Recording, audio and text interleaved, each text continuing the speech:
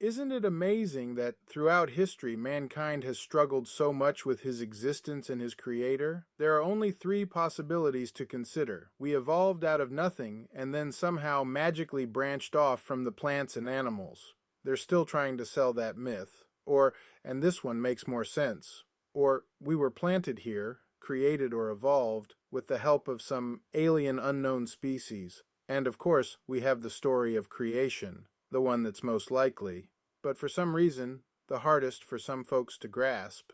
Well, possibilities 2 and 3 have a lot in common. It's just the terminology that throws people off. God is not a created being, so of course he wasn't born on planet Earth. That makes the reference to him as an alien accurate. The same can be said of the heavenly hosts he created. Some are angels, more aren't.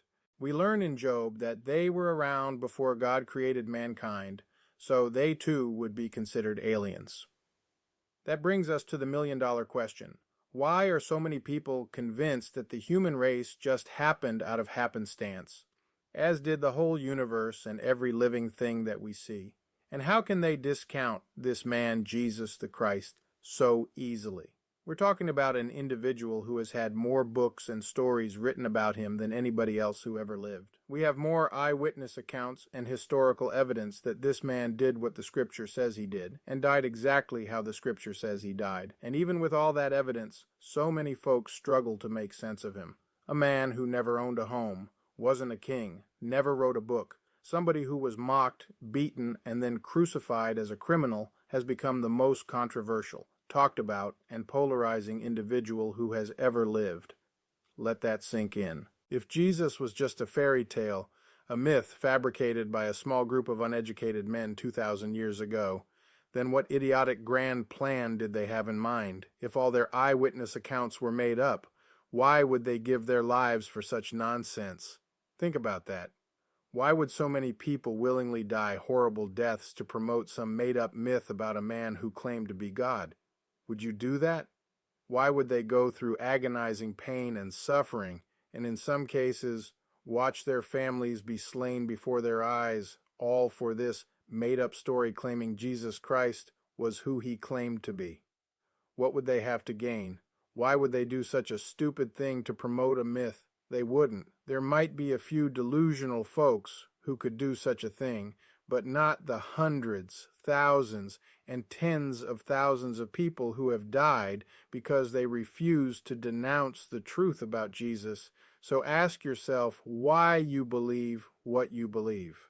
There is more historical evidence, more eyewitness accounts, and more that has been written about Jesus Christ than has been written about all the characters in all of our history books put together. Yet, we have no problem believing history about our presidents, our past wars, and our conquests, or the one that is so ridiculous that it's laughable given our current understanding on the complexity of the human body and genome. The myth that we just evolved out of nothingness. The same way the universe exploded into existence. The actual evidence for God and for Jesus is beyond overwhelming. But there is an opposition force that wants you to believe otherwise. Always ask yourself why you believe what you believe. Is it because of facts or just how you feel? Is it because it's how your family and friends see things, or more about you just going with the flow? Our lives here are very short in the scheme of things, and we have a Creator with a plan. A grand plan to someday be with His children in eternity, but He won't force us.